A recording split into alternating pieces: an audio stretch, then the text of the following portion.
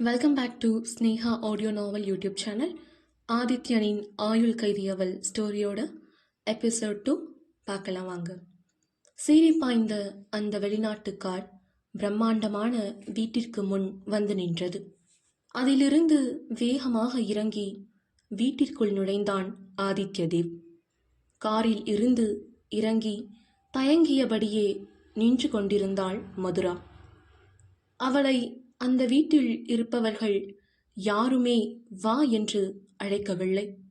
பின் ஆதித்யாவின் சகோதரி அனுஷியாதான் மதுராவை வீட்டிற்குள் அழைத்து சென்றாள்.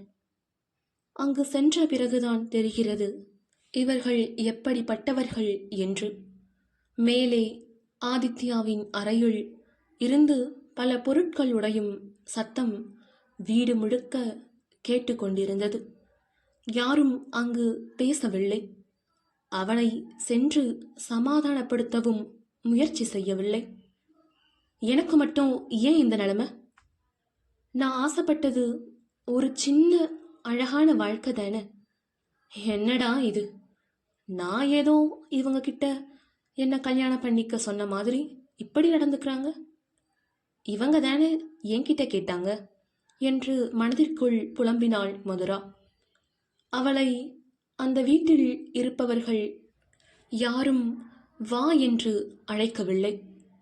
நான் இன்னைக்கு இந்த கல்யாணத்துக்கு போய் இருக்கவே கூடாது என்று மதுரா தனக்குள்ளே நினைத்து கொண்டிருந்தாள்.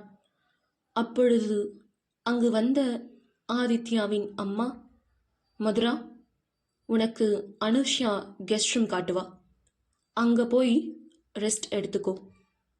உன் தங்கச்சி மித்ராவை நான் அனுப்பி வைக்கிறேன் என்று சொல்லிவிட்டு அவர் பாட்டிற்கு சென்றார். ஆனால் அவர் சொன்னபடி அங்கு யாரும் அவளுக்கு அறையை காட்டவில்லை. பிறகு அவளே அங்கு வேலை செய்யும் வேலை ஆட்களிடம் கேட்டு ஒரு அறைக்கு சென்று ஓய்வெடுக்க தொடங்கினாள். அவளை அந்த வீட்டில் யாருமே மதிக்கவில்லை. அப்பொழுதுதான் திருமண மண்டபத்தில் நடந்ததை யோசித்து பார்த்தாள். முதலில் சற்று தன்னை குனிந்து பார்த்தாள். விலை உயர்ந்த பட்டு சேலை நிச்சயம் லட்சத்தில்தான் இருக்கும் என்று நினைத்து கொண்டாள். அதற்கு ஏற்றாற்போல் வைரத்தில் ஆபரணங்கள். எல்லா பெண்களும் ஆசைப்படும் அளவிற்கு மிக பிரம்மாண்டமான திருமணம், அழகான கணவன், வசதியான வாழ்க்கை. ஆனால் அவள் எதிர்பார்த்த அன்பு இந்த வாழ்க்கையில் கிடைக்குமா என்றால் அது சந்தேகம் என்பது அவளுக்கு புரிந்தது. 2 மாதத்திற்கு முன்பு நடந்ததை பற்றி யோசித்தாள். அன்று இரவு வேலையை முடித்துவிட்டு 7 மணிக்கு தன்னுடைய வீட்டிற்குள் நுழைந்தாள் மதுரா. வெளியிலேயே பார்த்தால் பல கார்கள் அவளுடைய வீட்டு வாசலில் அணிவகுத்து நின்றது. உள்ளே சென்று பார்த்த பிறகுதான் தெரியும் அவளுடைய தங்கை மித்ராவை ஆதித்யதேவின் சித்தப்பா மகன் ஜெய்க்கு பெண் கேட்டு வந்திருக்கிறார்கள் என்று. 6 மாத காதலாம். அப்படிதான் முதலாக ஆதித்யாவை பார்த்தாள் மதுரா. வீட்டிற்கு உள்ளே கூட அமரவில்லை. கேட்டால் அவர் ஏசியில்தான் இருப்பாராம். சரி, ரொம்ப ஸ்டேட்டஸ் பார்ப்பாங்க போல என்று அதை கண்டு கொள்ளவில்லை மதுரா. அப்பொழுது தெரியாது இவர்களுடைய திருமணம்தான் அவளுடைய வாழ்க்கையையும் மாற்றப்போகும் என்று. மதுரா ஒரு சாதாரணமான நடுத்தர குடும்பத்தில் பிறந்த முதல் பெண் குழந்தை. அவளுக்கு அடுத்து மித்ரா, மித்ரன் என்று ஒரு ஆண் ஒரு பெண் குழந்தை என்று மொத்தம் 3 குழந்தை சாரதாவிற்கு. சிறு வயதிலேயே மதுரா தன்னுடைய தந்தையை இழந்துவிட்டாள். அவர்களுக்கு என்று எந்த சொந்தமும் சொத்தும் கிடையாது. பிழைப்பிற்காக சென்னைக்கு வந்தவர்கள் அப்படி இங்கேயே தங்கிவிட்டார்கள்.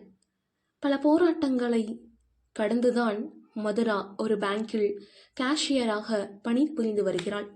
அளவான உயரம், மாநிறம், அழகான கண்கள், என ஒரு முறை திரும்பி பார்க்க தோன்றும் அழகிதான் மதுரா.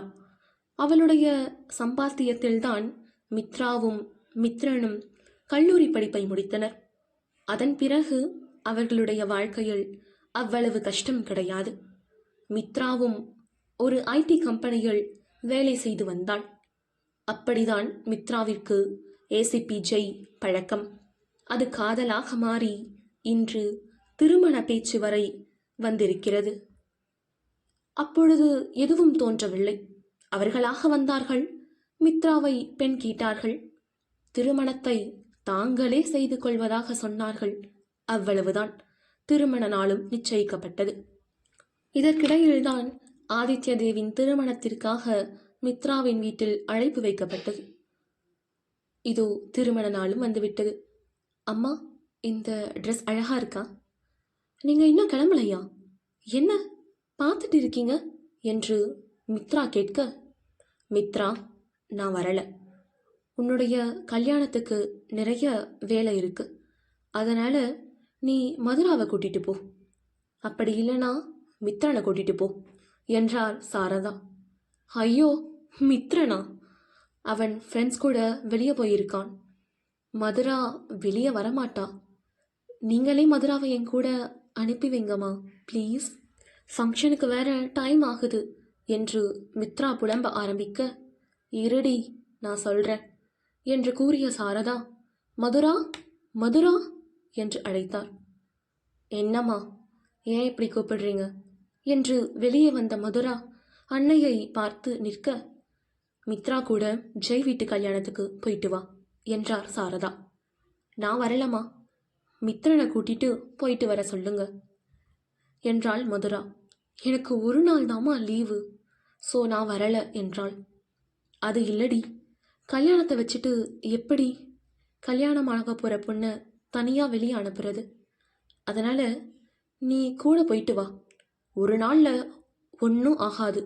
போயிட்டு வா மதுரா என்றார் சாரதா. ஆமாம் அக்கா, நான் கூட சாரி எல்லாம் கட்டியிருக்கேன் பாரு. நான் உன்னை அக்கானுலாம் சொல்கிறேன்ல, ப்ளீஸ் டி. மதுரா, ஜெய் எனக்காக வெயிட் பண்ணிட்டு இருப்பாரு என்று மித்ரா கெஞ்ச, அவ வருவா, நீ போய் வெளியே நில்லு. அம்மா நான் என்று மதுரா இழுக்க, மதுரா சொன்னதை மட்டும் செய், போ போய் ரெடியாகு என்று சாரதா அவளை அனுப்பி வைத்தார். நல்ல புடவையா கட்டிட்டு போடி. வர வர இந்த பசங்க நம்ம பேச்சை கேட்கிறதே இல்லை. நல்லா இருந்தா சரி என்று கூறி அவர் வேலையை பார்க்க சென்றார். அம்மா, நீ வரலையா? இல்லை மதுரா, நான் வேலையெல்லாம் முடிச்சிட்டு வர லேட் ஆகும். நீங்கள் கிளம்புங்க. சரிம்மா, நான் ஸ்கூட்டி எடுத்துக்கிறேன், பாய். போகும் வழியில், அக்கா, நான் அழகா இருக்கேனா? ஜெய்க்கு பிடிக்கும்ல? அவனுக்கு பிடிச்ச கலர் தான் இது என்று மித்ரா கேள்வி கேட்டு கொண்டு வர, பிடிக்கோண்டி. ஆமாம், நீ எப்படி நீ பொண்ணா மாறின? நீ தான் இந்த சாரிலாம் கட்ட மாட்டியே என்று மதுரா கேட்க, அது அது வந்து ஜெய் தான் மதுரா என்னை சாரியில் வர சொன்னார் என்று மித்ரா இழுக்க, மதுரா சிரித்து கொண்டே, அதானே பார்த்தேன், நீயாச்சு இவ்வளோ அடக்கமாக மாறுறதாச்சு என்று மதுரா சொல்ல, மித்ரா, அக்கா என்னை கிண்டல் பண்ணதெல்லாம் போதும், மண்டபம் வந்துருச்சு பாரு என்று கூறி இறங்கி கொண்டாள். இனி மகாராணி கண்ணுக்கு நாங்கள் எல்லாம் தெரிய மாட்டோம், ஜெய் தான் தெரிவாரு என்று மதுரா சீண்ட, இருடி மதுரா, உனக்கு கல்யாணம் ஆகட்டும், அப்போ உன் கண்ணுக்கு யார் தெரியுறாங்கன்னு நானும் பார்க்குறேன் என்று மித்ரா விளையாட்டாக சொல்ல, எனக்கு கல்யாணம் நடக்கும்போது பார்த்துக்கலாம் போடி என்று மதுரா கூறியபடி அவளுடன் நடக்கத் தொடங்கினாள். அப்பொழுது மதுராவிற்கு தெரியவில்லை அந்த திருமணம் இன்று அவளுக்கு நடக்கப் போகிறது என்று. அங்கே இருக்கும் அலங்காரங்களை பார்த்தவாறு உள்ளே சென்று இருவரும் அமர்ந்து கொண்டனர். மித்ராவை பலமாக கவனித்தனர் ஜெய் வீட்டினர். அதை பார்த்து கொண்டிருந்தாள் மதுரா. எவ்வளவு அழகான ஃபேமிலி இல்லை? ரொம்ப கேரிங்காக இருக்காங்க. ஜெய் மித்ராவை ரொம்ப கேர் பண்ணி பார்த்துக்கிறாங்க. எனக்கும் இந்த மாதிரி கிடைச்சா நல்லா இருக்கும்ல என்று மதுரா மனதில் நினைத்து கொண்டிருக்க, நினைப்பதெல்லாம் நடந்துவிட்டால் நாங்கள் எதற்கு என்று கடவுள் அவள் வாழ்க்கையில் வேறு ஒரு திட்டத்தை போட்டு கொண்டிருந்தார். ஆதித்யன் ஐயர் கூறும் மந்திரங்களை கூறியபடி மணமேடையில் அமர்ந்து கொண்டிருந்தான். எவ்வளவு அழகா இருக்காரு, ஹீரோ மாதிரி, பெரிய டைரக்டரா, பாத்தியா அக்கா என்று மித்ரா கூற, சற்று தலை நிமிர்ந்து ஆதியை பார்த்தாள் மதுரா. உண்மையில் அழகன்தான் என்று அவளுக்கு தோன்றியது. சரி அக்கா, நீ இங்கேயே இரு, நான் ஜெயோட அம்மா கூட போய் இருக்கேன், பாய் என்று மித்ரா மணமேடை நோக்கி சென்றாள். திடீரென்று திருமண மண்டபத்தில் ஒரே சலசலப்பு. மணமேடையில் இருந்த ஆதி அவனுடைய குடும்பத்தினர் அனைவரும் ஒரு அறைக்கு சென்ற வண்ணம் இருந்தனர். மதுராவிற்கோ ரொம்ப போர் அடித்தது. சரி, மித்ரா கிட்ட சொல்லிட்டு கிளம்பலாம், இப்போதைக்கு இந்த கல்யாணம் நடக்கிற மாதிரி தெரியல என்று எழுந்து மணமேடை அறையில் சென்றாள். அவளுக்கு தெரியவில்லை அந்த அறைக்குள் பெரிய பூகம்பமே வெடித்து கொண்டிருந்தது என்று. எவ்வளவு சொன்ன, என் பேச்ச கேட்டியா நீ? கட்டுனா அவளைதான் கட்டுவேன்னு சொன்னியே, இப்ப பாத்தியா எங்க கொண்டு வந்து நிறுத்தி இருக்கான்னு? உன்னுடைய மேக்னா காதலிச்சியாம், காதல் யார் கூடவோ ஓடி போயிருக்கா என்று ஆதித்யாவின் தந்தை மகேந்திரன் அவனை வறுத்தெடுத்து கொண்டிருந்தார். Please date, stop it. How to I know? இப்படி நடக்கும் சொல்லி எனக்கு என்ன தெரியுமா என்ன? கொஞ்ச நேரம் எல்லாரும் அமைதியாக இருக்கீங்களா? வெளியே இருக்காங்களே, அவங்க ரொம்ப முக்கியமான ஆளுங்க, பெரிய பெரிய ஆளுங்க, எல்லாரும் விவிஐபிஸ். இந்த கல்யாணம் கண்டிப்பாக நடக்கணும். கல்யாணம் நடக்கலைன்னா நம்ம ஃபேமிலி ரெப்புடேஷனும் நம்ம ஸ்டேட்டஸ் எல்லார் முன்னாடியும் குறைஞ்சிடும். ஸோ வாட் நெக்ஸ்ட் சொல்லி திங்க் பண்ணுங்க என்று கூறியது வேறு யாரும் அல்ல, ஆதித்யாவின் தாத்தா தான். இன்னைக்கு விட்டுட்டா 7 வருஷம் கழிச்சுதான் ஆதிக்கு கல்யாணம் நடக்கும். இப்பவே இவனுக்கு 29 வயசாச்சு என்று ஆதியின் தாத்தா கூற, அனைவரும் என்ன செய்யலாம் என்று யோசிக்க தொடங்கினர். அப்பொழுது யதார்த்தமாக திரும்பிய ஆதியின் தாத்தாவின் கண்ணில் மதுரா பட்டாள். உடனே அவருக்குள் ஒரு யோசனை வந்தது. ஆதி, போய் மணமேடையில் உட்காரு, உனக்கு இன்னைக்கு கல்யாணம் கட்டாயமா நடக்கும் என்று அவர் கூற, யாரு மாமா பொண்ணு என்று கேட்டது ஆதியின் அன்னை மாதவிதான். அது நம்ம ஜெய்க்கு பார்த்திருக்க பொண்ணு இருக்கால, அவளுடைய அக்கா தான் என்றார். அதை கேட்ட ஆதி, வாட்? ஏன் ஸ்டேட்டஸ் என்ன, அவன் ஸ்டேட்டஸ் என்ன? என் கார் டிரைவர், அவருக்கு கூட ஒரு ஸ்டேட்டஸ் இருக்கணும்னு நினைக்கிறவனா என்ன போய் ஆஃப்டர் ஆல் ஒரு லோயர் மிடில் கிளாஸ் பொண்ணை கல்யாணம் பண்ண சொல்றீங்க என்று ஆதி கத்த, எல்லோரும் வெளியே போங்க, நான் அவன்கிட்ட பேசுறேன் என்றார் ஆதியின் தாத்தா. No grandpa, no compromise, no way, என்னால் நினச்சி கூட பார்க்க முடியல. Aadhi, will you stop it? அதை பற்றிலாம் இப்போ பேசுகிற டைம் கிடையாது. இன்னும் கொஞ்ச நேரத்தில் பிஎம் வரப்போகிறாரு. வெளியே பார்த்தியா எவ்வளவு பேர் இருக்காங்கன்னு சொல்லி? நம்ம ஃபேமிலி நேம் என்ன ஆகுறது? நமக்குன்னு ஒரு ரெப்புடேஷன் இருக்கு ஆதி. இந்த மேரேஜ் நடக்கலைன்னா எல்லாமே ஸ்பாயில் ஆகிடும். உன்னை அவ கூட வாழ சொல்லி ஃபோர்ஸ் பண்ண மாட்டேன். வெறும் பெயருக்கு தான் இந்த கல்யாணம். அதுக்கப்புறம் நீ அவளை டைவர்ஸ் பண்ணிடு. நீ ஆசைப்பட்ட பொண்ணை கல்யாணம் பண்ணிக்கோ. பட் என்னால் முடியல தாத்தா, ஐ காண்ட். ஆதி, சொத்துல இருந்து உனக்கு ஷேர் வேணும்ல. நீ இந்த கல்யாணத்தை பண்ணிக்கலனா உனக்கு ₹1 நான் கொடுக்க மாட்டேன். That's it.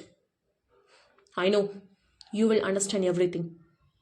நான் வெளியே போய் வெயிட் பண்ணுறேன், சீக்கிரம் வா என்று அவர் கூறி செல்ல, சற்று நேரத்திற்கெல்லாம் மணமேடையில் அமர்ந்த ஆதி மதுராவின் கழுத்தில் 3 முடிச்சு போட்டு அவளை தன்னுடைய சரிபாதியாக மாற்றிக்கொண்டாள்.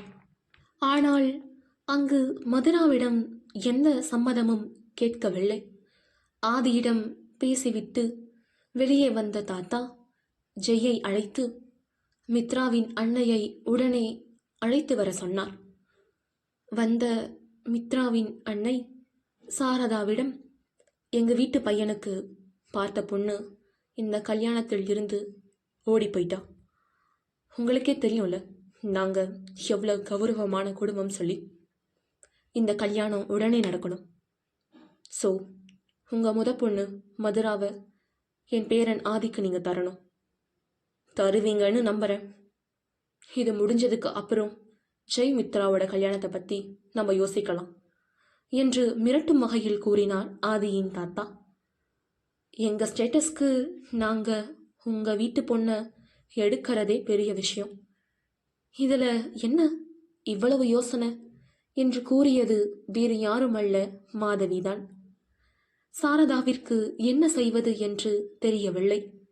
இரண்டாவது மகளின் திருமணத்தை யோசித்து பார்த்தாள். இது நடந்தால்தான் அது நடக்கும். மித்ராவும் பல கனவுகளுடன் இருக்கிறாள்.